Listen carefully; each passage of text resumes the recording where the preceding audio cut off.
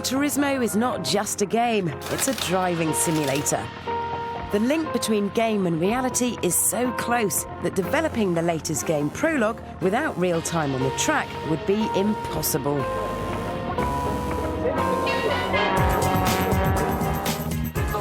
Kazunori is passionate about cars, and being behind the wheel of a fast car on an open track beats everything.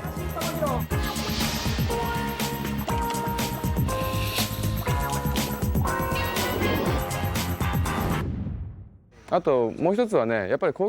the most beautiful industrial products. Cars naturally have charm, and cars and driving are enjoyable as they are. So we concentrate on reproducing them without adding anything. That's probably the key characteristic of Gran Turismo, keeping everything realistic. For Kazunori's team at Polyphony, who created Prologue, today's a chance to have fun and learn more about the balance and handling of a real car. Today, our team will conduct some research into how stability control systems work in real cars. But I'll just be happy if at the end of the day, the experience rekindles the team's motivation to create driving games.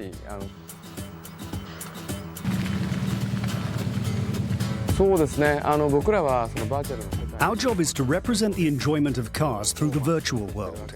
And because we create computer games, it's important that everyone tastes the enjoyment of actually driving real cars.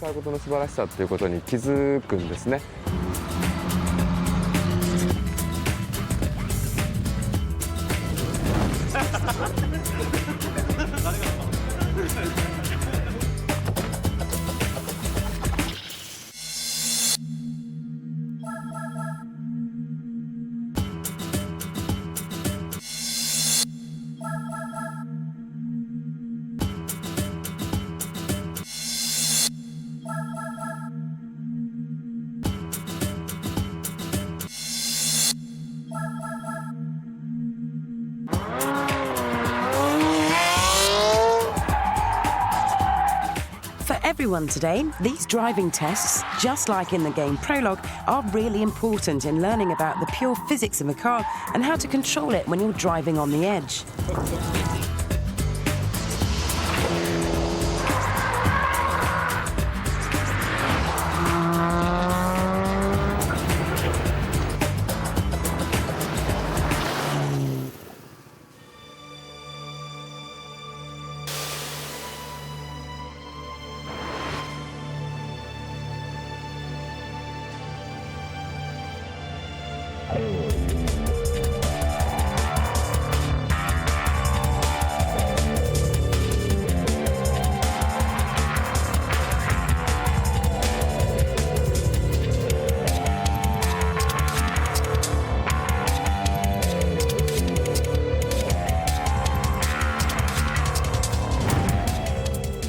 Tokyo is at the heart of Japan's car culture.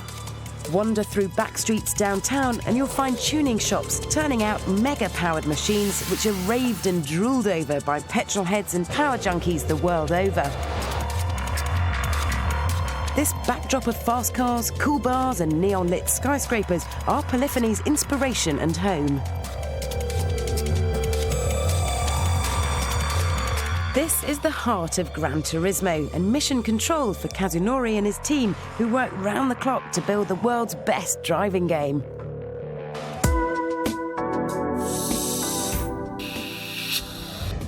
The philosophy for creating Gran Turismo was simply to create a game for myself that suited me. I had no idea it would be such a success. I just hoped there'd be others in the world who liked the game too. Since its launch in 1997, Gran Turismo has sold over 35 million units worldwide, making it not only the biggest-selling computer game, but also the fastest. Though it took time for car manufacturers to embrace this new medium, they're now knocking the door down for the cars to be created in 3D glory for a global test drive. Key to this success has been the physics engine, which replicates the weight and dynamics of each individual car. And for Gran Turismo Prologue, it's now even better.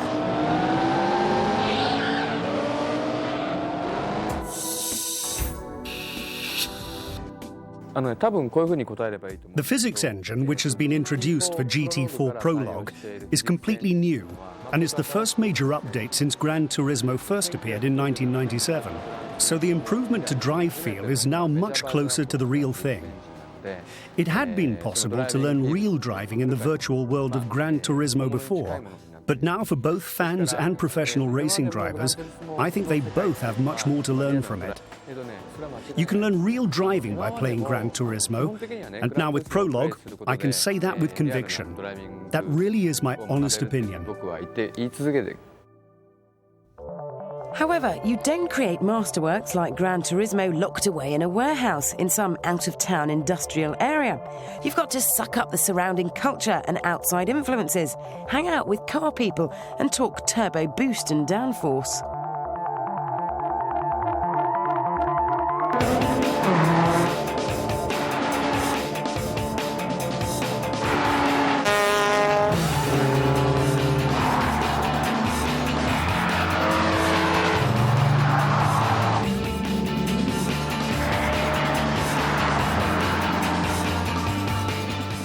Just like in real life, to be able to drive fast and post race-winning lap times, you must first learn the basic skills of handling a car on a track. This is why we have GT4 Prologue. By the time you've passed the driving tests, you'll have picked up all the skills required to drive fast in both the virtual and the real worlds.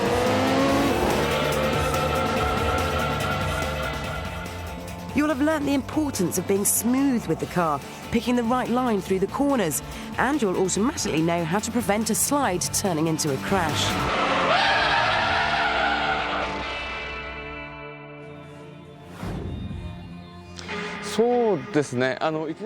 It's impossible to drive fast on a track without experience, so a driver has to study the art of driving bit by bit.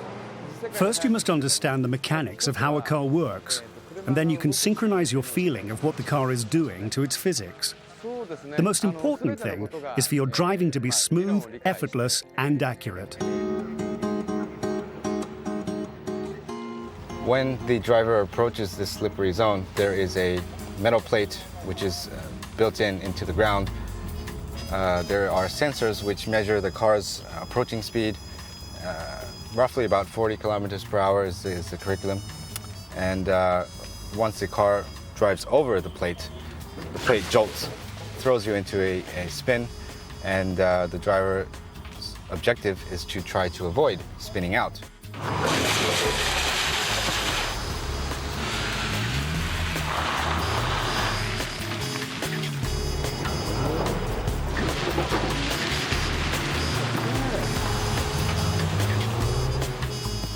On the public road, a skid is often the beginning of an accident and something to avoid. Whereas on a racetrack, whether you're a novice making mistakes or an expert driving on the limit, skids and slides are all part of it. The important thing is to learn how to deal with a skid, whether it's the rear of the car sliding in oversteer or the front of the car losing grip and understeering. And the best way to learn this is on a skid pan, where there's plenty of space for mistakes.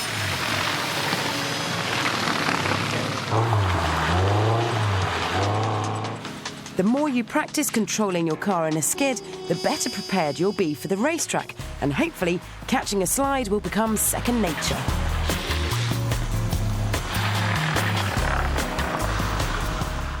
At first, you'll do lots of spinning, but once you've mastered the technique, being able to slide a car under perfect control is more than a useful skill. It's one of the best feelings ever. And it looks pretty good too. Nothing looks cooler than a world-class rally driver drifting through a corner in perfect control. It's like motorised ballet.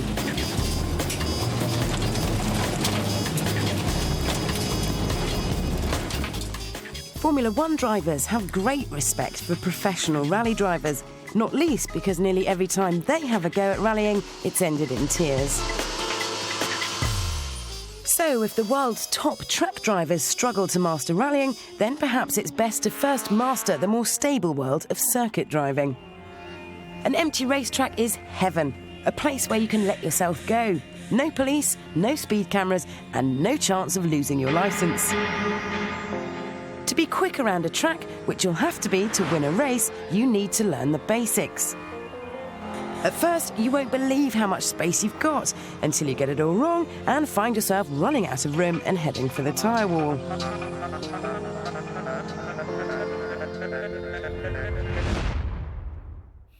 As you'll no doubt find out, the basic laws of physics apply to all cars, which you have to understand and harness to your best advantage.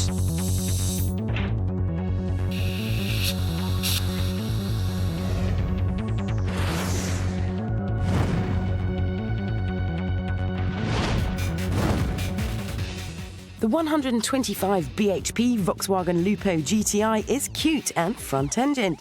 It's light but doesn't have neck-breaking horsepower. Because it's not that fast, you'll be tempted to chuck it around and have fun. It's a giggle, but not the fastest way to drive. Chill out and make use of the power that you've got.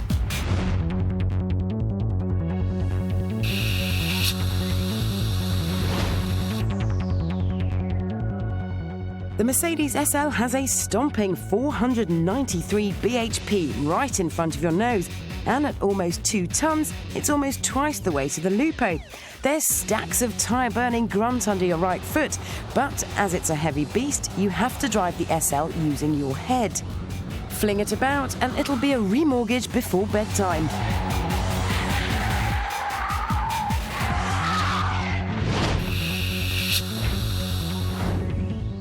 The Lotus Elise only has 118 bhp, which doesn't sound like enough power for a trip down to the shops, but then it weighs just 725 kilograms, about the same as a shopping trolley. It's mid-engined, which gives it excellent balance and fantastic steering, but it's short, which makes it easy to spin, so if you do get into trouble, you'll need lightning reactions to pull it back.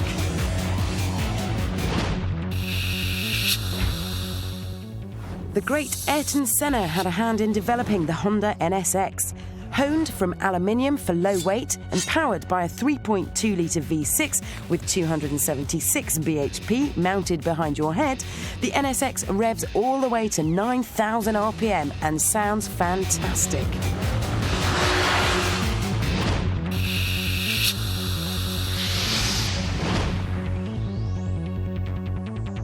Finally, the Nissan 350Z. Front engine, rear-wheel drive, same as the SL but without the weight. Driving the Z is pure fun. It's really well balanced and great to drift. And as you can see, it looks just gorgeous.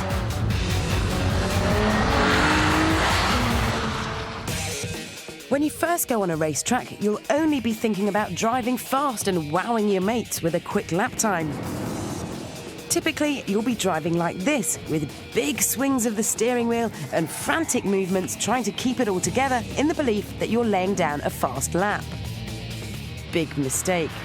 Just concentrate on driving smoothly and you'll start improving your lap time without even realising it. This is what you should be aiming for. Our pro driver has now calmed down and is getting it right. It could be your granddad on his way to the shops to pick up a paper. No sudden movements, no drama, and it's fast. So, be smooth. It's as simple as pouring a pint.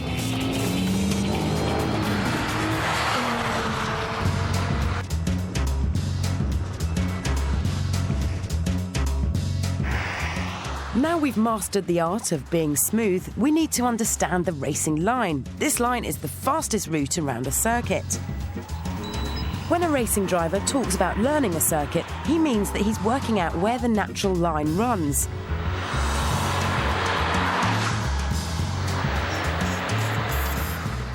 At each corner, there's a point at which you should turn the car into the bend, clip its apex, and a point at which you should exit.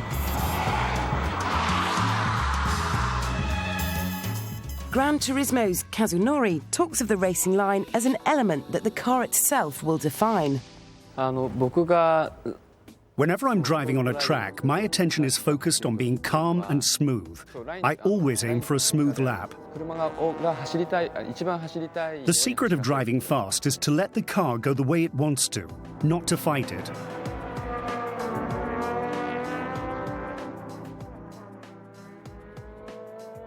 The racing line isn't necessarily the most geometrically efficient line. Rather, it's the line which the